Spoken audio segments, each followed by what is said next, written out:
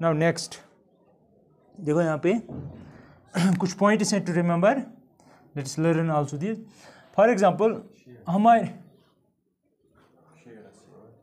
No worries, हमारे पास for example कोई भी एक सेट है ए, इसमें है नंबर 1 या ए कामा बी। दूसरा सेट है हमारे पास सी कामा डी, ठीक है। ए क्रॉस बी हमें पता है क्या होगा, ए क्रॉस बी होगा एक तो ए सी, शाबाश, A D, B C, B D, right. ये हमारे पास क्या है, Cartesian product of these two sets, ठीक है। अब हम कब कहेंगे two ordered pairs are equal, क्योंकि नंबर्स में हमें पता है कि दो नंबर्स कब बराबर होता है, अगर दोनों का वैल्यू सेम हो, ठीक है। अब दो ऑर्डर्ड पेयर्स कब सेम होती हैं, ठीक है। तो first point is when two ordered pairs are equal, हम कहेंगे A comma C is equal to B comma D, याद रखना है। ये दो ऑर्डर्ड पेयर्स तभी बराबर हैं इफ एंड ओनली इफ, याद रखना इसका मतलब इफ एंड ओनली इफ पहला पहले के बराबर, दूसरा दूसरे के बराबर, यानी कि ये इसके बराबर, ये इसके बराबर, if and only if A is equal to B, C is equal to D. अभी आपको क्वेश्चन मिलेंगे, आपको फिर खुद पता चलेगा कि किस तरह, लेकिन तरीका यही है, एक दूसरे के बराबर लेना है, फर्स्ट के बराबर, सेकंड के बराबर, ठीक है। अब इस पर क्वेश्चन कैसे आ सकते हैं। फॉर एग्जाम्पल मैं आपसे कह रहा हूँ कि कार्टेशियन प्रोडक्ट हैं हमारे पास, मैं आपसे कह रहा हूँ कि find value of x, find value of x such that, इस तरह एक्स का वैल्यू निकालो कि x comma 1 is equal to 0 comma 1। दो ऑर्डर पेयर्स आपस में बराबर हैं, लेकिन एक्स के किस वैल्यू के लिए, एक्स को कौन सा वैल्यू देंगे ताकि ये इसके बराबर बने। अब देखो ये इसके बराबर हैं ही, इसमें कोई शक ही नहीं है। अब मसला है कि पहला पहले के बराबर होना चाहिए, तो मैं लिखूंगा if and only if x is equal to 0 by this. अगर एक्स को 0 देंगे यहाँ पे यह बनेगा 0 1, ये 0 1 है ना, 0 0 के बराबर, 1 1 के बराबर, ये एक पॉइंट है।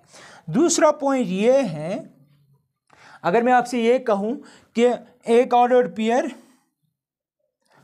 हाँ यहाँ पे देखो एक सेट ए है, इसकी कोऑर्डिनलिटी है इनफिनाइट, क्या है, दूसरा सेट बी है, उसमें है 5 एलिमेंट्स, कितने हैं, 5 एलिमेंट्स।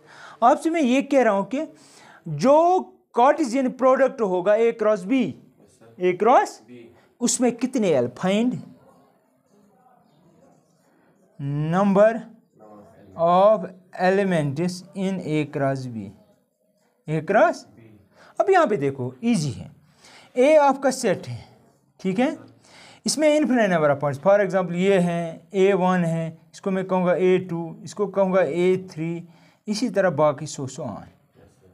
दूसरा सेट है हमारे पास, इसमें सिर्फ 5 एलिमेंट्स है, 1 2 3 4 5। अब देखो पहला जो है इसके पास 5 चॉइसेस हैं, राइट, सेकंड के पास 5 चॉइसेस हैं, थर्ड के, हर एक के पास 5 चॉइसेस हैं। तो कितनी चॉइसेस बनेगी, हर एक के पास 5 चॉइस हैं। लेकिन जो हम ले रहे हैं पहले सेट में उसमें इनफिनिट नंबर ऑफ एलिमेंट्स, क्योंकि ये है ना आपका ए, ये है ना आपका ए सेट, ये है आपका बी सेट, इसमें 5 है, इसमें इनफिनिट नंबर ऑफ एलिमेंट्स। तो कितने टोटल ऑर्डर्ड पेयर्स बनेंगे, इनफिनिट, क्योंकि अगर हम इसके एलिमेंट इसको कहेंगे B1 B2 B3 B4 B5, ये है A1 A2, A1 के साथ 5 चॉइस, A2 के साथ 5 चॉइस, यानी कि A1 B1 A1 B2 A1 B3 A1 B4 A1 B5, इसी तरह A2 B1 B2 B3। तो दैट मीन्स हमें यह लग रहा है कि A क्रॉस B जो हैं, A क्रॉस B का मतलब कार्टेशियन प्रोडक्ट ऑफ, इसका मतलब इनफिनिटी, इस सिंबल का मतलब, ठीक है। यहाँ पे मैं लिखूंगा इनफिनिटी, ठीक है। A क्रॉस B के पास कितने होंगे, इनफिनिटी। वो आपने ऑब्जर्व किया कैसे, अब नेक्स्ट क्या है, हाँ अब देखो एम्प्टी रिलेशन क्या होती है। क्या ये सेट है A cross B, yes, Cartesian product of two sets set, but Cartesian product में जो एलिमेंट्स होते हैं वो होंगे ऑर्डर्ड पेयर्स, इसमें कोई शक नहीं है, ठीक है। अब यहाँ पे देखो, मैं कह रहा हूँ कि अगर आपसे मैं ये कहूँ कि इसके कितने, कोई एक सबसेट बताओ ए क्रॉस बी का, जरा मुझे बताओ कोई subset of A cross B, A cross B का कोई सबसेट, शाबाश, उसको मैं सी नाम दूंगा। क्या कौन कौन से क्या लेंगे इसमें, कोई भी ऑर्डर पेयर, ये ना एक एलिमेंट है, ये सारा एक एलिमेंट ए सी, तो मैं एक तो दैट मीन अगर आपसे ये कहे कोई इसमें कितने सारे एलिमेंट्स हैं, आपको कहना है 1, ठीक है। कोई एक और सबसेट बोलो इसका, इसको C1 नाम देंगे, इस तरह C2 हम, शाबाश, A, D और एक ऐड करो A, C, इसी तरह बहुत सारे। अगर मैं आपसे ये कहूँ कि C2 के कितने एलिमेंट्स हैं, दो, only 2 points, actually every order pair is a point in the plane. अब यहाँ पे देखो अगर मैं आपसे ये कहूँ कि इसका एक ऐसा सबसेट है जिसमें कोई नहीं है, कोई ऑर्डर पेयर नहीं, क्या ये पॉसिबल है? Yes, because empty set is subset of every set, है ना।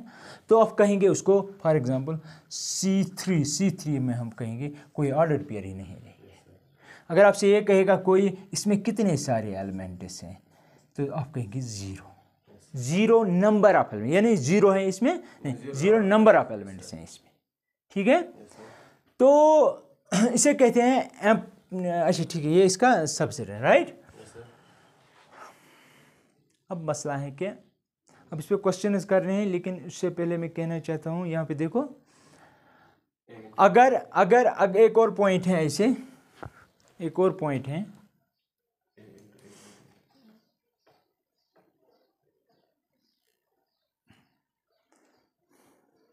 एक और पॉइंट है आपके पास, दैट इज, अगर याद रखना ये पॉइंट, अगर आपके पास ए कोई सेट है, इसमें है फॉर एग्जांपल m पॉइंट्स, कितने हैं? m मतलब वो कोई नेचुरल नंबर, 1 2 3 4 5 6 पॉइंट्स हो सकते हैं, जिस तरह आपने देखा भी एग्जांपल में।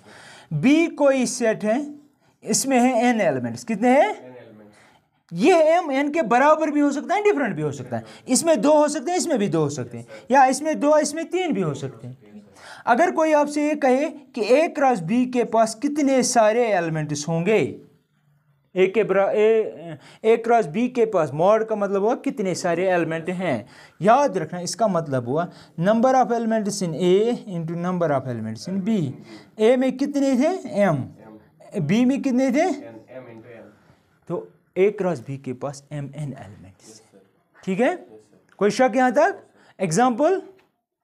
एग्जाम्पल मैं ऐसे दूंगा, यहाँ पे देखो, ए आपके पास है 2 एलिमेंट्स हैं, बी है आपके पास है 2 एलिमेंट्स हैं, एक दो इंटू 2 कितने हुए? 4 एलिमेंट्स।